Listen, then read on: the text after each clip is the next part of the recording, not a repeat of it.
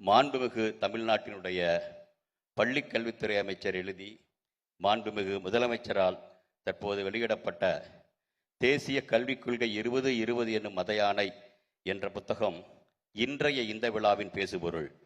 இந்த புத்தகத்தினுடைய கருப்பொருள் இந்திய தேசிய கல்விக் கொள்கை 2020. அதை உருவாக்கிய குழுவினுடைய தலைவர் சமீபத்தில் தனது 84வது வயதில் நம்மை விட்டு பிரிந்த டாக்டர் கஸ்தூரிரங்கன் அவர்கள். இந்திய விண்வெளி ஆடித்துறையில் தலைவராக 9 ஆண்டு காலம் இருந்தவர். நான் அதே துறையில் 36 வருடம் பணிபுரிந்திருக்கிறேன். அதில் 21 வருடங்கள் டாக்டர் ரங்கனுடன் பல சர்வதேச புகழ்பெற்ற விண்வெளி திட்டங்களில் பணிபுரிந்த அனுபவம் உள்ளது. அதே சமயம் இந்திய விண்வெளித்துறையில் குறிப்பிடத்தக்க பங்காற்றியவர்களில் என்னை போன்ற பலருக்கும் தரமான கல்வி கொடுத்தது தமிழக கல்வித்துறை. அதன் இன்றைய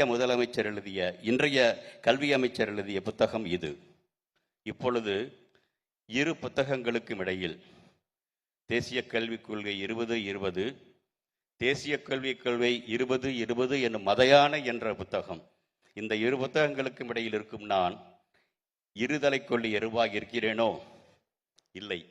எப்பொருள் யார் யார்வாய் கேட்பினும் அப்பொருள் மெய்ப்பொருள் காண்பதறிவு என்ற வள்ளுவனின் வாக்கையும், யார் சொல்லியிருந்தாலும் எங்கு படித்திருந்தாலும் நானே சொன்னாலும் உனது புத்திக்கும் பொது அறிவிக்கும் பொருந்தாத எதையும் நம்பாதே என்ற பெரியாரின் கூற்றையும் மனதில் கொண்டு 2 புத்தகங்களையும் படித்ததில் எனக்கு புரிந்தவை பற்றி அடுத்து 10 நிமிடங்கள் பேசலாம்னு நினைக்கிறேன்.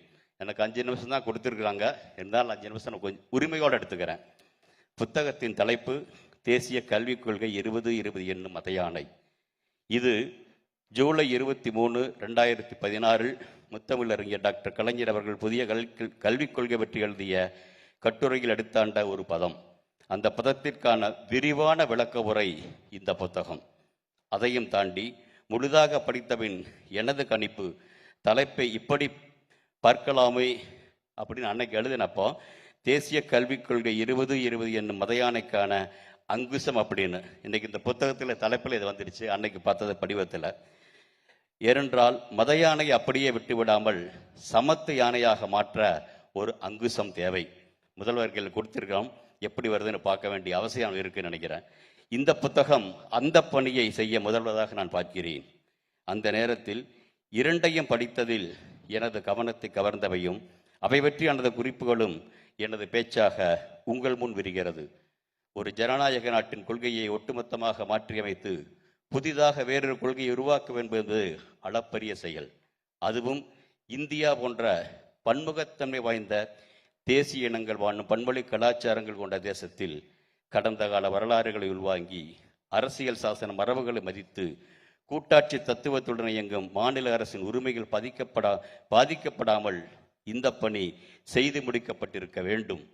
அதற்கு மிக முக்கியமாக அனைத்து தரப்பு மக்களின் பிரதிநிதிகளாக தலை சிறந்த கல்வியாளர்களை கொண்ட ஜனநாயக நீதியான ஒரு குழு அமைக்கப்பட்டிருக்க வேண்டும்.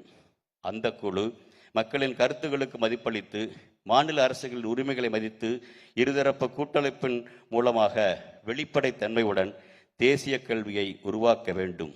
ஆனால் இவை எதையுமே கல்விக்குழு பொருட்படுத்தவில்லை என்பது நம்முன் புத்தகாசிரியர் எடுத்து வைக்கும் வாதம். படிக்க ஆரம்பிக்கும் பொழுதே நம்மை நிமிர்ந்து உட்கார வைக்கிறது. நேற்றைய வரலாறு தெரியாது போனால் இன்று நடப்பது புரியாமல் போகும். இன்று நடப்பது புரியாமல் போனால் நாளை என்பது நம்பசமில்லை.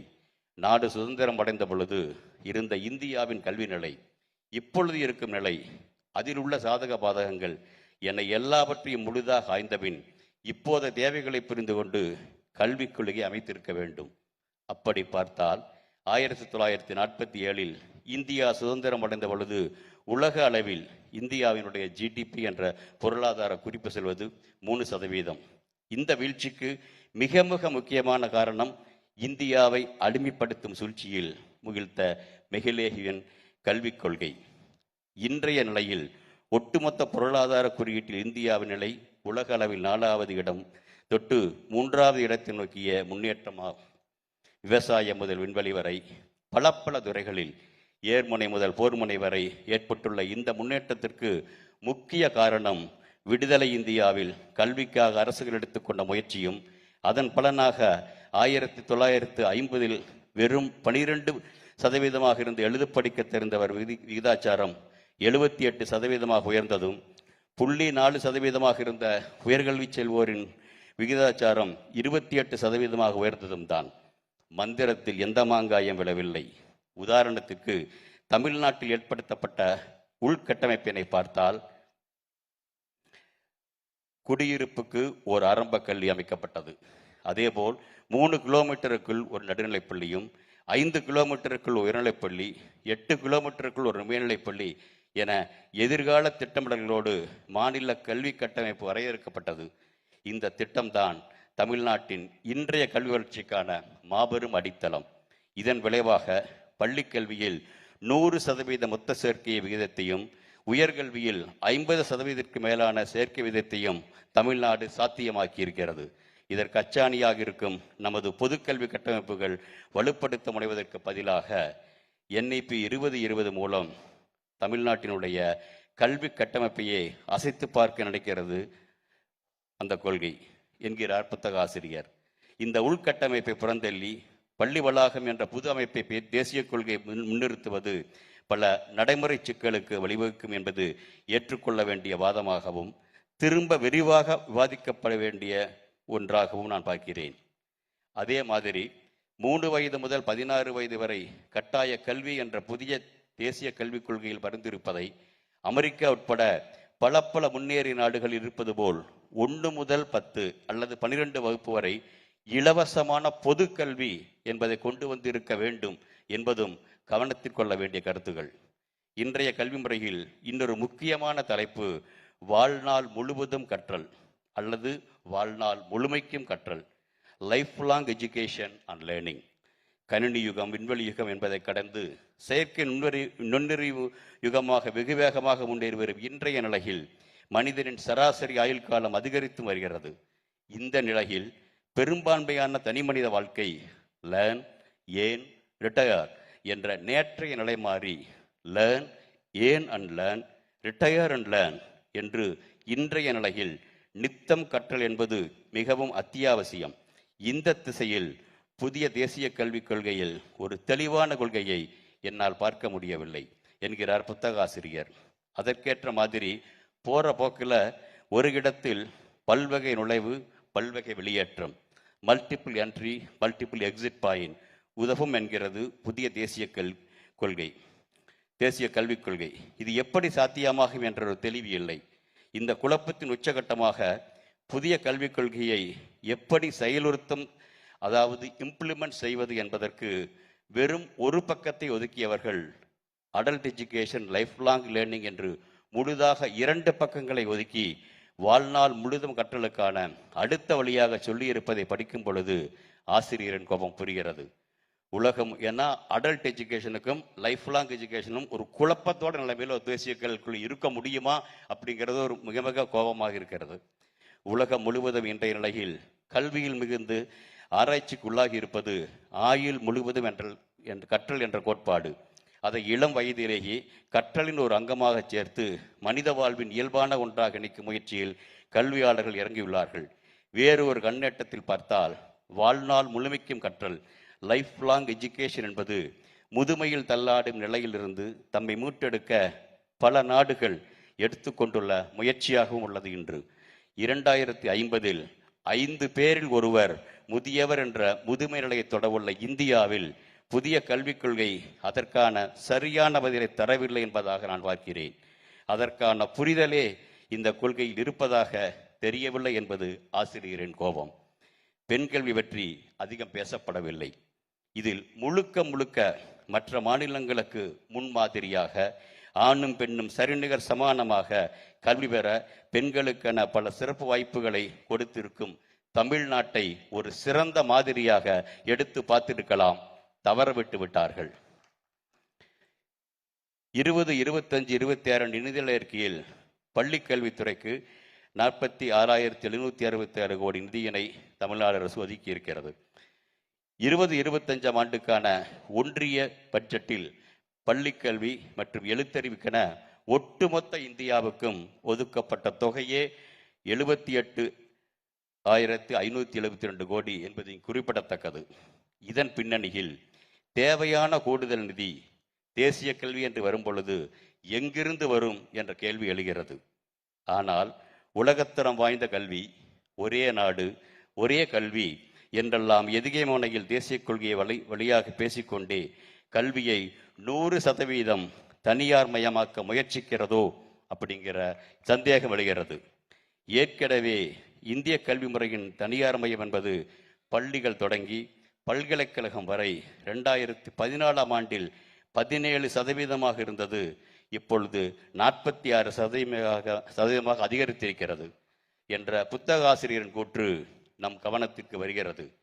ஒருவேளை கல்வியை முழுமையாக அல்லது மிக பெரும்பான்மையாக தனியார் மயமாக்குவதன் மூலம் அந்த பற்றாக்குறையான நிதி ஈடுகட்டப்படுமோ என்ற சந்தேகம் வருவதை தவிர்க்க இயலாது.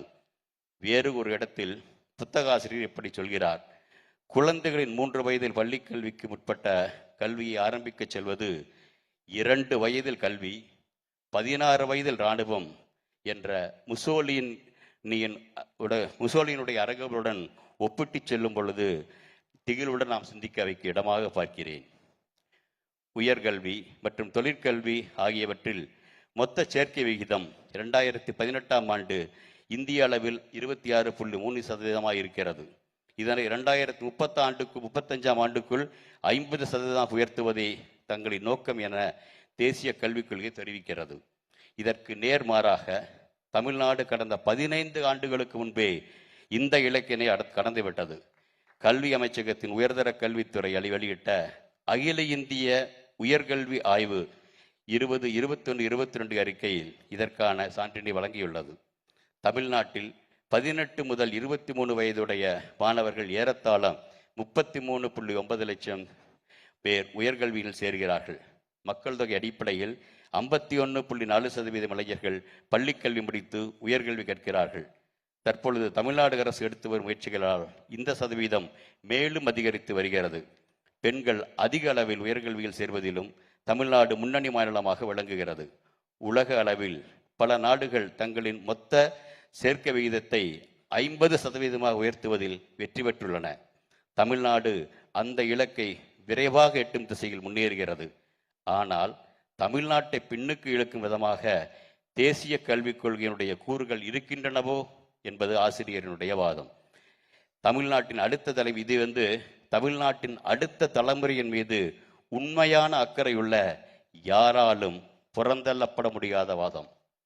நாடெங்கிலும் சுமார் 10 லட்சம் ஆசிரியர் பணியிடங்கள் காலியாக இருப்பதாக சில தரவுகள் சுட்டிக்காட்டும் நிலையில் அந்த பணியிடங்கள் நிரப்புவது பற்றி NIP எதுவும் குறிப்பிடப்படவில்லை.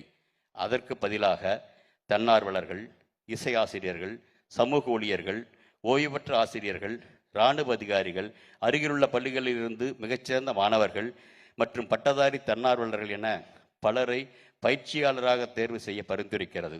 இவர்கள் ஒருபுறம் ஊதியமின்றி சேவை செய்வார்கள் என்று கூறுகிறது, இன்னொருபுறம் ஊக்கத்தொகை வழங்கலாம் என்ற பரிந்துரையும் இருக்கிறது. இந்த குழப்பம் மருத்துவ பயிற்சி இல்லாதவர்களின் மருத்துவ பணி போல் அரைகுறை கல்விக்கு ஒரு வழிவகுக்குமோ என்ற கேள்வி எழுவதை தவிர்க்க இயலாது. நிறைய சொல்லிட்டே போகலாம், நேரம் பத்தில் நினைக்கிறேன், அதனால முடிவுக்கு வர்றேன். மொழிபெயர்ப்பை பற்றி மிக விரிவாக பேசுகிறது NIP. சமஸ்கிருதம் 23 இடத்துல சொல்லி தமிழை 2 இடத்துல போற வாக்கில் சொல்லிட்டாங்க. எங்கிருந்து எங்க மொழிபெயர்க்க போறாங்க அப்படிங்கிற ஒரு உயர்வு தெரியல.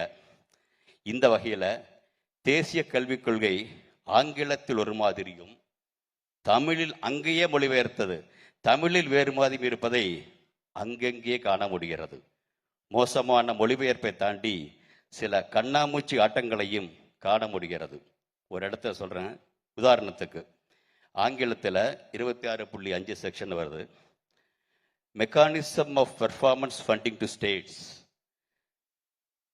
Higher education institutions may be devised அப்படிங்கிறாங்க. Mechanism of performance based funding to states and higher education institutions may be devised. அப்படியே தமிழில் மொழிபெயர்த்தா வர ஒரு அர்த்தம் வேற, மொழிபெயர்க்கப்பட்ட நிலைமை வேற. உயர்கல்வி நிலையங்களுக்கும் செயல் நிகழ்ச்சி அடிப்படையில் நிதி வழங்கும் செயல் இயக்கம் திட்டமிடப்படலாம். மாநிலங்கள் எங்க போச்சுன்னு தெரியல. ஊக்கத்தொகை கொடுக்கப்படும் என்று வைத்துக் கொண்டால் கூட இந்த இடத்தில் ஜிஎஸ்டி அனுபவத்தின்படி பார்த்தால் முன்னேறிய மாநிலங்களுக்கு கிடைக்கும் கல்விக்கான நிதி பங்கீடு எப்படி இருக்கும்? ஜிஎஸ்டி போல இருக்குமா? இறங்குமுகமா இருக்குமா? அதாவது கல்வி குறியீட்டில் சிறப்பாக உள்ள மாநிலங்களின் மற்றும் உயர்கல்வி பங்கு குறைவாகி விடுமோ என்ற சந்தேகம் உருவாவதை தடுக்க முடியவில்லை. அதே போல அந்தந்த மாநிலங்கள் அவரவர்களுக்கே அவரவர் மொழிகளிலேயே பாடப்புத்தகங்கள் தயாரிக்கும் இன்றைய முறையை விடுத்து இந்தியா முழுமைக்குமான பாடப்புத்தகங்கள் உருவாக்கப்பட்டு பின் மாநில மொழிகளில் முயற்சிக்கப்பட்ட புத்தகமாக பாடப்புத்தகங்கள் வந்தால் எப்படி இருக்கும் என்று தெரியவில்லை. புதிய தேசிய கல்விக் கொள்கை பற்றி விமர்சிக்கும் அதே சமயம் இன்றும் தமிழ்நாட்டில் கல்வித்துறையில் நடைமுறைக்கு கொண்டு வந்து செயல்படுத்தியுள்ள 67 திட்டங்களை புத்தகம் பெருமையுடன் விவரிக்கிறது. இப்படி சொல்லிக்கொண்டே போகலாம். மொத்தத்தில் பல பில்லியன் டாலர்கள் செலவில் அமெரிக்கா மற்றும் சோவியத் யூனியன் நாடுகளால் நடத்தப்பட்ட நிலவு பயணங்களினுடைய ஆராய்ச்சி முடிவுகளின் தவறை சுட்டிக்காட்டியது குறைந்த செலவில் அனுப்பிய நமது சந்திரயான். அதே மாதிரி ஒப்பிட்டு பார்த்தால் பல கோடி செலவில் உருவானது புதிய தேசிய கல்விக் கொள்கை 2020. இன்று வெளியான இந்த புத்தகம் புத்தகாசிரியரே சொன்னபடி ஒரு தனி மனிதனாக திரு அன்பில் மகேஷ் பொய்யாமொழி என்ற இளைஞர் எழுதியது. புதிய கல்விக் கொள்கையில் உள்ள குறை நிறைகளை சுட்டிக்காட்டி இப்பொழுது உலக நாடுகள் பின்பற்றுவது நமது சந்திரயான் திட்டம்தான். அதே மாதிரி மற்ற மாநிலங்களும் இந்த புத்தகம் சரி என்று சொல்லி இதை திரும்ப பரிசீலிக்கும் நிலை விரைவில் உருவாகட்டும். உலக நாடுகளின் நிலவு பயணம் சந்திரயான் கண்டுபிடிப்பில் ஆமோதித்து மாற்று வழிகளில் முன்னெடுத்து வைக்கப்படுகிறது. அதேபோல் தேசிய கல்விக் கொள்கையும் எப்போதோ இதன் இலக்கை எட்டிப்பிடித்து 4 கால் பாய்ச்சலில் முன்னேறி கொண்டுள்ள தமிழகத்தினுடைய மாநில கல்வி செயல்பாடுகளை பின்பற்றி மாநிலங்களுக்கு அவற்றுக்கான உரிமையும் பங்களிக்கும் அளிக்கப்பட்டு ஒரு புதிய தேசிய கல்விக் கொள்கையை உருவாக்கட்டும். அதை உலகமே திரும்பி பார்க்கட்டும். அந்த விருட்சத்திற்கான விதையாக ஒரு வரலாற்று நிகழ்வாக இந்த விழா உருவாகட்டும். நன்றி, வணக்கம். நல்லதே நடக்கட்டும்.